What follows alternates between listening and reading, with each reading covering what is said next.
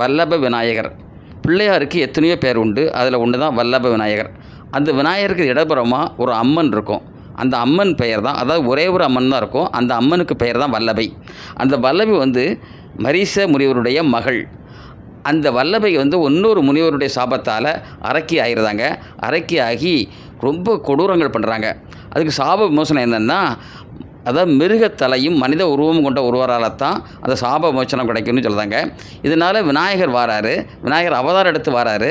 அவதாரம் எடுத்து வரும்போது இந்த வல்லபையை பார்க்கும்போது அவளுக்கே நாணி தனை குடிஞ்சிருதா, அவளுக்கு சாப விமோசனம் போயிடுது. அதுக்கப்புறம் அந்த வல்லபையை திருமணம் பண்ணிக்கிட்டாரு.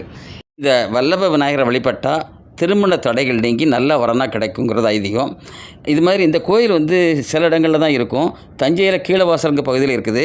தென்காசி மாவட்டம் கடையம் அருகே தோரணமலையில் உள்ள விநாயகரும் வல்லப விநாயகர் தான். இந்த தோரணமலை விநாயகர் கோயிலில் வந்து நிறைய திருமணங்கள் நடக்குது விநாயகர் கோயில் முன்னால். அதுக்கு காரணமும் அது வல்லப விநாயகர் தான்.